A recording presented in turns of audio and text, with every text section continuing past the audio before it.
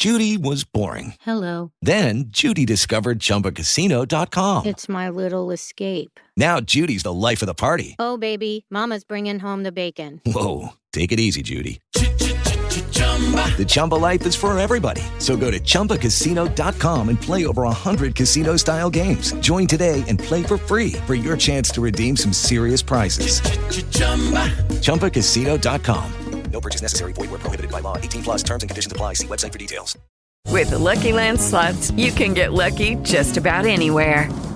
This is your captain speaking. We've got clear runway and the weather's fine, but we're just going to circle up here a while and get lucky. No, nothing like that. It's just these cash prizes add up quick. So I suggest you sit back, keep your tray table upright, and start getting lucky. Play for free at LuckyLandSlots.com. Are you feeling lucky? No purchase necessary. Void where prohibited by law. 18 plus terms and conditions apply. See website for details.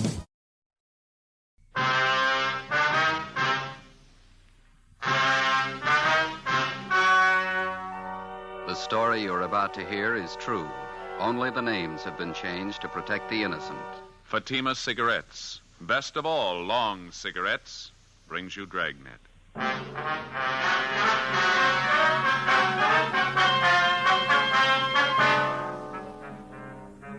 You're a detective sergeant. You're assigned to missing persons detail. A 10-year-old boy disappears from his home in a remote section of the city. 2 nights and 2 days pass. There's not a trace of the boy. Your job, find him.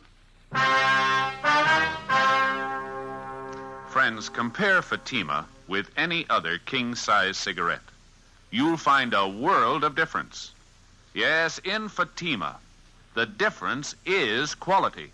Quality of tobaccos. The finest domestic and Turkish varieties. Extra mild, superbly blended. To give you a much different, much better flavor and aroma. Quality of manufacture. Smooth, round, perfect cigarettes. Rolled in the finest paper money can buy. Manufactured in the newest and most modern of all cigarette factories. Quality. Even to the appearance of the bright, clean, golden yellow package. Carefully wrapped and sealed to bring you Fatima's rich, fresh, extra mild flavor. So compare Fatima yourself today. You'll find Fatima's now cost the same as other long cigarettes, but your first puff will tell you, ah, that's different. Yes, in Fatima, the difference is quality. Buy Fatima.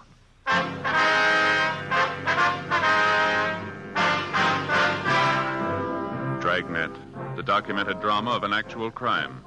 For the next 30 minutes, in cooperation with the Los Angeles Police Department, you will travel step by step on the side of the law through an actual case transcribed from official police files. From beginning to end, from crime to punishment, Dragnet is the story of your police force in action.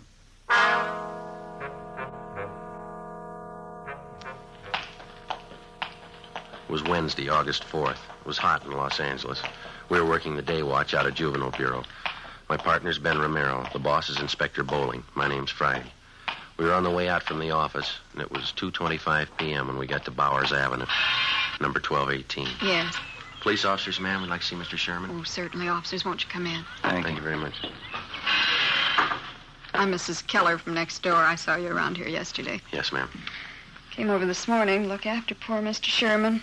Yes, ma'am. Well, how's he feeling today? Not too well. Fixed him some nice chicken broth for lunch, and then I helped him in his wheelchair and took him out in the backyard out in the sun. Good hot sun. It's wonderful for his legs. He has arthritis, you know. Yes, so we understand. Wonder if we could talk to him, Miss Keller. Well, yes, I guess you have to. He's still out in the back sleeping in his chair last time I looked. Seems a shame to disturb him. Well, he called us at the office, said he wanted to see us as soon as we could make it out here.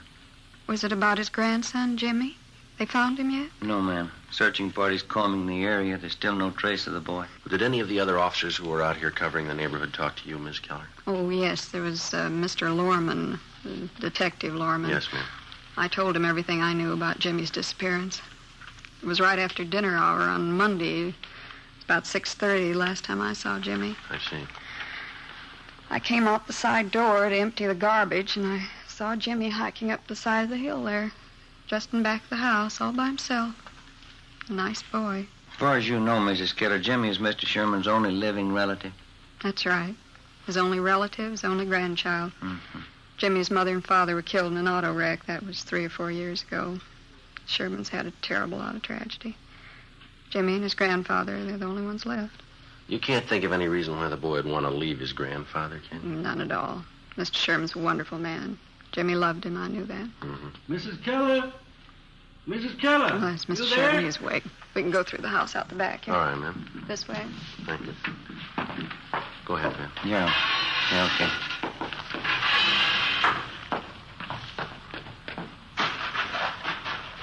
Visitors for you, Mr. Sherman. How are you feeling? All right, I suppose. Hello, Sergeant. How are you, Mr. Sherman? What about the boy? Have you found him yet? Well, nothing yet, Mr. Sherman. We've added more men to the searching party. We're doing everything we can. Gone 2 nights and 2 days. Tell me the truth, Sergeant. What's happened to the boy? Well, right now, we don't know any more about it than you do, sir, but that's no reason to give up hope. You told us yourself yesterday that Jimmy's been missing once before. It turned out all right that time. He wasn't gone for 2 nights and 2 days. Maybe you'll just say I'm old and I've got funny ideas, but I got a feeling, Sergeant, something's happened to Jimmy. Something's happened and I can't do anything about it. You just put those thoughts out of your head, Mr. Sherman. They're going to find Jimmy and it's going to be all right. Why don't you pull up those lawn chairs there, Sergeant? All right. I'm going to go in the house and fix some cold lemonade for you men. Well, thank you, ma'am. We got your phone message at the office, Mr. Sherman. Anything special you wanted to talk to us about?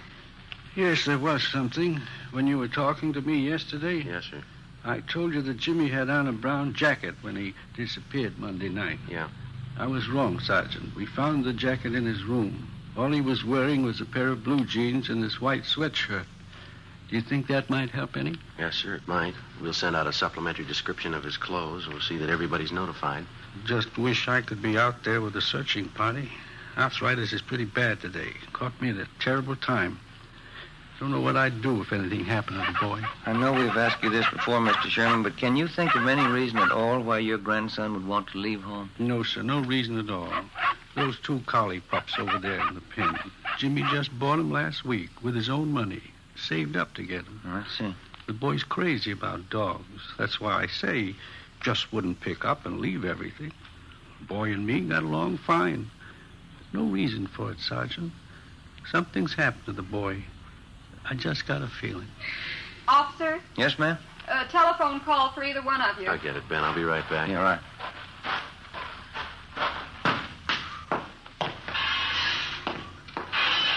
The man said it was your office calling. Thank you, Miss Keller. Where's the phone? Telephone's straight back there in the hall. Thank you very much.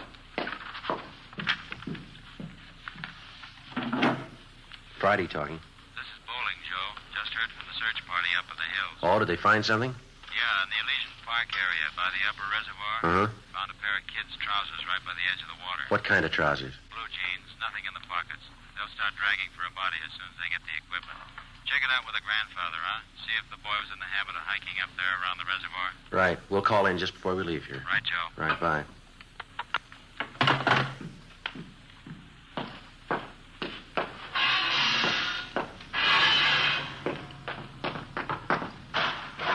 Well, there's your lemonade, Sergeant. Just poured it for you. Nice and cold. Thank you, ma'am. What was it, Sergeant? Something about the boy? Well, nothing definite, no, sir. Just a report on the search party. They're still up in the Elysian Park area. Oh, I see. Did your grandson Jimmy do much hiking in that neighborhood up there, Mr. Sherman? Yes, I think he did. Likes to hike up there around the reservoir. Why? The name on the 316 report, missing juvenile, read James Philip Sherman, WMA, 10 years old. He lived with his 68-year-old grandfather, Oscar Sherman, in a small cottage in a sparsely populated section of the city. Shortly after 6 p.m. on Monday, the boy went outside to play. When darkness fell and he failed to return home, his crippled grandfather went out to look for him. Half an hour later, the neighbors joined in the search. No sign of the boy. At 10 p.m., Juvenile Bureau was notified, and throughout the night, squads of men on foot and in cruiser cars canvassed the area. A local broadcast and an all-points bulletin was gotten out on the boy. Neither the grandfather or the neighbors could find any reason for his disappearance. After almost 48 hours of continuous searching, the only lead we had was the pair of trousers found on the edge of the upper reservoir in Elysian Park. They were shown to the grandfather, but he failed to give positive identification. Dragging operations at the reservoir began immediately. Meantime, Ben and I, together with Lorman and Lopez from Homicide, checked out every possible lead on the missing youngster. One of the tips came from a Frank Grady, an unemployed carpenter who lived 5 blocks from the Sherman home. I don't know how much this may be worth to you, Sergeant. I don't want to get anybody into trouble, but I figured this is a pretty important thing. Well, what is it you want to tell us, Mr. Grady? Well, as I say, I don't want to get anybody in any trouble, but have you checked over everybody in this neighborhood? I think we've talked to just about everybody in the area, don't you, Joe? Well, either us or the men from Homicide. Why do you ask, Grady? Well, there's a guy who lives down the street there, right down the corner from this house. Old guy by the name of Gilby. Well, what about him? As I say, I don't want to cause any trouble, but maybe you ought to double-check him. One thing, he's an ex-convict, I know that. Another thing, he hates everybody in the neighborhood. Hates the kids, too. Wouldn't be surprised if he was your man. Why do you say that, Grady? Does he have any special reason for disliking the Sherman boy? Old man Gilby wouldn't need a reason. A real queer one. Say, I got a couple cans of cold beer in the icebox, and I fix you fellas up. No, thank you very much. Just the same. What makes you think this Gilby had anything to do with the boy's disappearance, Mr. Grady? Well, number one, I saw old man Gilby out walking Monday night when the Sherman kid disappeared. Yeah? Saw him walking along the road up there. The same one that goes up by the reservoir. And I watched him. It was dark by the time he got back to his house. I'd check on him again if I were you. As far as you know, has Gilby ever been in trouble for bothering the kids in the neighborhood? Oh, Sergeant, he bothers everybody in the neighborhood. Real queer. Lives by himself, always complaining about something. Frankly, I think he's your man. I think he took that kid and he did something to him. Well, do you have anything at all to back up your opinion? You dig around. You'll find something on him. He's no good, and I'll bet on it. I've had a couple of run-ins with him myself. He just isn't any good, that's all. Well, all right, Grady. Thanks for the tip. We'll be sure and double-check on the man. You won't tell him where you got the tip, though, huh? Like I say, I've had run-ins with him before. It might cause trouble. No, he won't know where we got it. Thanks again. Okay, Sergeant. It's a pretty important thing. I didn't want to make anybody look bad, but the old man's just no good. Now, you understand that, don't you? Sure, Grady. We understand. As a matter of routine, we double-checked on Grady's neighbor, Mr. Harold Gilby. We found out that he had no jail record and that he had been at work on Monday from 3 to 11 p.m. He could have had no direct connection with the Sherman boy's disappearance, no more than Grady himself could have had. The so-called tip he'd offered us was like 100 other phony leads in 100 other cases. Spiteful, small-minded neighbors trying to use a tragic situation to work out their jealousies and prejudice on somebody that they didn't get along with in the neighborhood. The search continued. So did the hot weather. Friday, August 6th, no sign of the missing boy. The temperature climbed into the mid-90s. Dragging operations at the reservoir went on. Saturday, August 7th, more legwork, more hot weather. By noontime, Ben and I had run down the last lead we had on 10-year-old Jimmy Sherman. Went nowhere. 1 p.m., we headed back for the office to check with Inspector Bowling. These are the days when I wish I had a little swimming pool in my backyard. Sure be nice to go home to. Yeah, well, save your money. No, it doesn't cost so much. No, I read in a magazine where a fella built his own pool for $95.37. So it can't be much of a pool, can it? Oh, yeah, it's good size. Of course, he did all his own labor. Had all his friends in to help out. Well, he must have had a lot of friends, didn't he? Yeah, he did after he finished the pool. Friday, Ben? Hi. Oh, hi, Skipper. How'd you two make out? Anything? No luck at all. It makes it unanimous. Did you hear about the old man, the boy's grandfather? No, what happened? I guess the strain got too much for him. He collapsed. They're moving him to a hospital. Oh, that's too bad. Right. Our men still up there Dragnet Reservoir? Finished this morning. Nothing. Well, how about the search party? Nothing there either, I suppose. Huh? No, not a trace of the boy. It's a blind alley all the way around. How about the APB, the radiogram? Had 3 replies so far. None of them panned out. Now, grab it. Juvenile Bureau, Bowling. Yeah, Fred. No good, huh? Yeah, all right. Check you later. I heard it once. I heard it 50 times. No trace of the boy. Got me, Skipper. Something real weird about the whole thing. Well, now, look, we know he didn't just disappear into thin air. Kid's gone. There's a good reason for it. There's got to be an answer somewhere. That's right. You'll find it. Another week passed, and then a month. 2 months. We were no farther along than the day we started on the case. In November, we had a teletype from Chief Earl O'Clair of the Phoenix, Arizona Police Department. Reportedly, the Sherman boy had been seen in Phoenix. It was another false alarm. The Christmas holidays wore on into a new year. February came and went, then March, April. Tuesday, May 3rd, 1:40 p.m. Ben and I got a call to check in with Inspector Bowling. This telegram just came in from Dayton, Ohio. Have a look. Thank you. Let's see, Joe. What is it? Jimmy Sherman. They found him. 9 months had gone by, almost to the day, since the Sherman boy had disappeared. The grandfather was contacted immediately. When he was told his grandson had been found and that he was safe, the old man was unable to answer. He broke down and wept. In our communications with the Dayton, Ohio police, they told us that the boy had been found wandering along a highway just outside that city and that he'd appeared to be in a kind of a dazed condition. The boy told the Dayton officers that he'd been kidnapped a short distance from his home in Los Angeles by a man in a blue sedan. He gave them detailed descriptions of both the man and the car. He told them that for the past 9 months, the man had held him prisoner, driving from state to state, never letting the boy out of his sight. He said the kidnapper told him on several occasions that he was holding him for ransom and that he was waiting to get money from his grandfather. On May 8th, the youngster was returned to Los Angeles and reunited with his grandfather. On May 10th, we got a call from the grandfather that he wanted to talk to us. Ben and I drove out to see him. Come right in, officers. Glad to see you. How are you, sir? Hi, Mr. Sherman. Sorry to cause you all this trouble chasing you out here like this. Not at all, sir. What is it that you want to see us about? Well, I'm not really sure about it, Sergeant. That's the whole thing of it. I don't know if it's me or what it is. Well, what's bothering you, Mr. Sherman? It's the boy, Jimmy. I don't know what to think. Well, how do you mean, sir? He's all right, isn't he? We saw him as we drove up, playing out in the backyard, and the doctor checked him over, didn't he? No, it's not that. The boy's healthy enough. Nothing wrong with him. Well, then what is it, sir? Maybe it sounds a little weird to you, but I'm just not sure. You're not sure of what? That boy out there, Sergeant. I'm not sure he's really my grandson.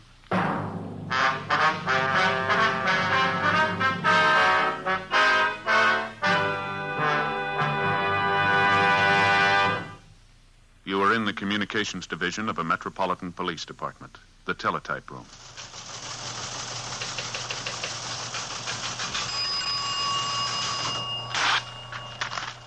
'43 LOS 52951, 12:03 p.m. APB, WMA 150, 5'6", dark hair, dark eyes, wearing gray suit, no hat. Suspect is wearing glasses. Heavy build, 22 years. Suspect is armed with blue steel revolver. Any information? Forward. You have just heard a teletype description of a suspect. This information will apply to many, but careful screening will eliminate all but one. You'll find the same is true when you examine king-size cigarettes. Careful screening will eliminate all but Fatima. Compare Fatima. Fatimas are the same length as any other king-size cigarette, 85 millimeters. Fatima has the same circumference, 1 1/64 inches around. And Fatima filters the smoke exactly the same long distance as other king-size cigarettes, but in Fatima the difference is quality. Fatima gives you extra mildness, a much different, much better flavor and aroma. You get all the advantages of extra length, plus Fatima quality, which no other king-size cigarette has. So compare Fatima yourself. Your first puff will tell you... Ah, that's different. Yes, in Fatima, the difference is quality.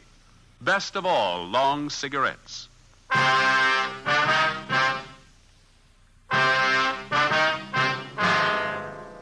Tuesday, May 10th, 2 p.m. When the aging grandfather, Oscar Sherman, told us that he wasn't sure whether the recovered boy was really his grandson, Ben and I didn't know what to think. Our first reaction was that the shock of recovering the boy after he'd almost been given up for lost had been too much for the old man. Mr. Sherman admitted that there was no physical difference in the boy as far as he could see, but he still insisted that there was something wrong, that the boy seemed different somehow. To satisfy the grandfather, Ben and I talked to the boy, but he failed to give us any reason to believe that he was not Jimmy Sherman. We checked with the boy's friends, all the people in the neighborhood who'd known Jimmy over a period of years. They confirmed our opinion. A few thought that the youngster had changed a little, but no one had any serious doubts about it. The boy was really Jimmy Sherman. So the matter was dropped. Thursday, May 12th. Ben and I had lunch, and then we checked back in at the office. Joe, want to grab that? Yeah, I'll get it. Juvenile Bureau, Friday. Sergeant, this is Mr. Sherman talking. Yes, sir. Mr. Sherman? Yes, sir. How are you? I want you to come out and take this boy, Sergeant. He's not my grandson. I'm sure of it. Well, how do you mean, sir? This boy's got a scar on his side. He's had his appendix out. Yes, sir? My grandson never had an operation in his life. Before we left the office, Ben and I briefed Inspector Bowling on the phone call from the grandfather, then we drove back to the Sherman house. While Oscar Sherman didn't claim that he knew his grandson's complete medical history, he was certain that the boy had not had his appendix out and that he had not had an operation. He told us that his neighbor, Mrs. Keller, could substantiate that she had known Jimmy since he was a baby. We put in a call to the Sherman's family doctor. He wasn't in. We left a message, and then we went next door to see Mrs. Keller. We found her in the kitchen washing dishes. I just got a couple more to rinse. Can you wait a minute? Yes, go right Of course we can.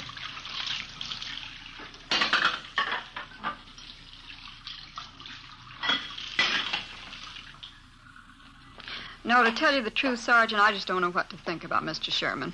Maybe the whole thing was too much for him. His mind's going back on. Well, to your knowledge, Mrs. Keller, was the boy ever operated on? No, not as far as I know. But it's possible he did have an operation. I didn't hear about it. Sergeant, as far as I'm concerned, that boy's Jimmy Sherman. I don't know what his grandfather's up to with all that silly talk. Well, if it's not really the boy, we won't have too much trouble finding the truth. There's no question in my mind. Of course it's Jimmy. Why, when he was over here the other day, he talked about the party I gave for him one Halloween. He even remembered the children who were there. Mm-hmm. Are the other neighbors as sure about the boy as you are? Just about. Miss Foster down the street, Jimmy was in to see her yesterday. He talked about some changes she'd made in her living room, asked her about some relatives she has living out of town. Mm-hmm. Come to think about it, Jimmy even remarked on that new trailer rose I planted out in front. Besides, there's the boy's dogs. Why, they knew that youngster the minute he set foot in the yard. Yes, ma'am. Well, thank you very much, Mrs. Keller. If we have any more questions, we'll contact you. Is that all right? All right, Sergeant. Couldn't fix you a cup of coffee, could I? Oh, no, thanks, Shouldn't Miss take the time now. Poor old Mr. Sherman. I don't know what to make of it. He's so mixed up. Yes, ma'am. So are we. We left the neighbor, Mrs. Keller, and went back next door to the Sherman house. The grandfather told us that the family doctor hadn't returned our call yet. At 3:30 p.m., the boy came home from school, changed his clothes, and went out into the backyard to play. We figured we had nothing to lose in talking to the boy again. We found him in the small workshop at the rear of the garage where he was sawing on a piece of plywood with a hacksaw. We talked to him for about 20 minutes. It was no different than the first time we interviewed him. He was relaxed and talkative. Say, would you hand me that hammer there, officer? Oh, yeah. Yeah, here you go. Thanks. Well, if I ever get this thing finished, it's going to be the best coaster around here. These are the wheels I'm going to put on it. Pretty good, aren't they? Yeah, they look fine, son. Do you like building things, coasters and things like that? Oh, yeah, I like it all right. It's fun. Your granddad says you've changed quite a bit since you got back, Jim. Says you didn't like working around the shop here before. Well, I guess I don't really. You know, once in a while I like to come out and fool around. Mm-hmm. Have you seen Mr. Barlow down the street since you've been back? Mr. Barlow? No, I went down to see him, but he wasn't home. Maybe I'll go down and see him tomorrow. His name isn't Barlow, is it, Ben? I thought it was Robinson. Oh, yeah, that's right, Mr. Robinson. Sometimes I forget. How do you and your grandfather get along, Jim, all right? Oh, sure, every once in a while looks kind of funny at me. I don't know. I guess he's still worried about that man taking me away, you know, and all. Uh-huh. How you been feeling lately, Jim, okay? Sure, I feel fine. Hardly ever get sick. Yeah, that's good. You ever been in the hospital, son? Uh-huh, just once. Had my appendix out. I hate hospitals. Can I have that can of nails there, please? Oh, yeah. Yeah, here you are. Gotta make this good and strong, you know. I'd like to ask you a question, son. Yeah? What's your real name? I'm Jimmy Sherman, you know that. No, I'd like to have the truth, son. Who are you? You must be fooling, officers. You know who I am. Jimmy Sherman. No, Jimmy Sherman never had his appendix out, son, but you did, and you've got a scar to prove it, haven't you? Sure, I had my appendix out. Ask my grandpa, he'll tell you. I'm afraid he won't, son. He says he's not your grandfather. He says you don't belong here. His grandson never had an operation in his life. How about it, son? You want to tell us about it? Oh, Grandpa isn't feeling well. He doesn't know what he's saying. Well, he knows you're not his grandson. Now, come on, what about it, son? All right. I'm not Jimmy Sherman.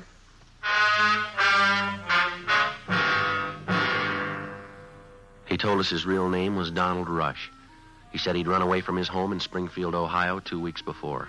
He said that he'd been picked up by the police on a highway just on the outskirts of Dayton, Ohio. On returning the boy to the station, the police officers saw that he fitted the description of the missing California boy perfectly. It was almost as if the two were identical twins. Under the impression that the youngster was suffering from shock or amnesia, the police officers told him all about his home and his friends in California.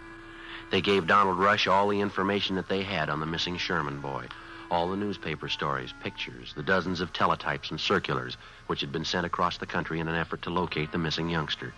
On his way out to California on the train, the Rush boy was given dozens of newspapers to read which contained thousands of words concerning the disappearance of Jimmy Sherman. So by the time he got to Los Angeles, Donald Rush knew everything he had to know about the boy he was impersonating. We questioned the Ohio youngster further. Besides an exceptionally high IQ, he admitted to having an almost photographic memory.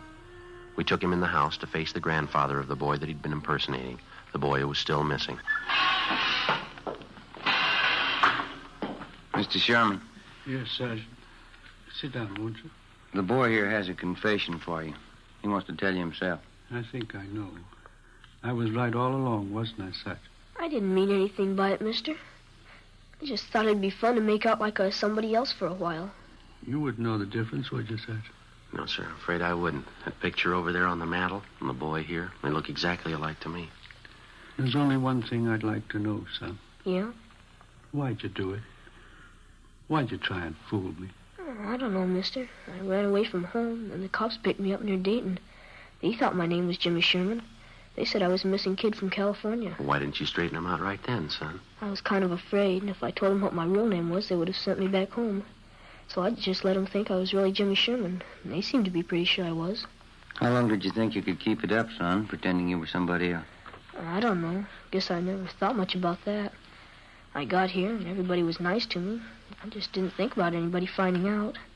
Honest, mister, I didn't mean to do anything wrong. I didn't mean to hurt anybody. And you never saw my grandson? You never saw Jimmy?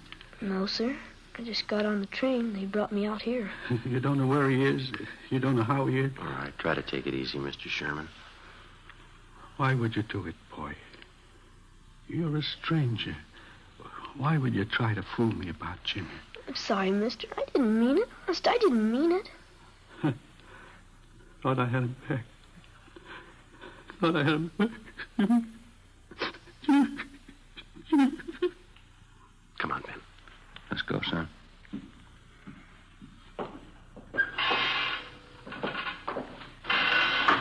I didn't want to make him cry like that, Sergeant. Honest, I'm sorry.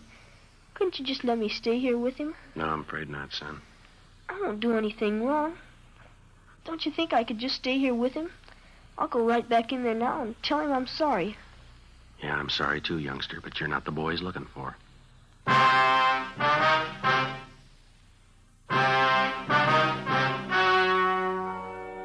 The story you have just heard was true. Only the names were changed to protect the innocent. On Wednesday, May 20th, a meeting was held at the Juvenile Bureau, City and County of Los Angeles, State of California. In a moment, the results of that meeting. And now here is our star, Jack Webb. Thank you. Friends, I hold in my hand a new pack of Fatimas. All I need to prove that Fatima is the best of all long cigarettes. Now here on the side, you'll find this statement. Fatima contains the finest Turkish and domestic tobaccos, superbly blended to make Fatima extra mild. Fatima gives you all the advantages of extra length, plus Fatima quality, which no other king-size cigarette has. So tomorrow, buy a pack of Fatimas. I know you'll find that in Fatima, the difference is quality.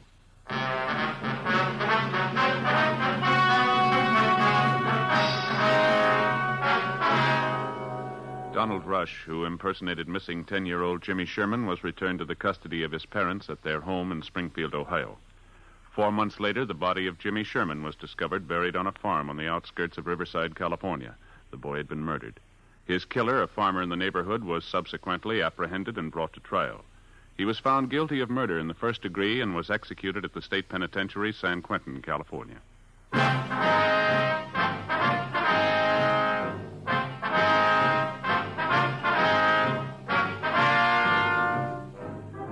have just heard Dragnet, a series of authentic cases from official files. Technical advice comes from the Office of Chief of Police W.H. Parker, Los Angeles Police Department.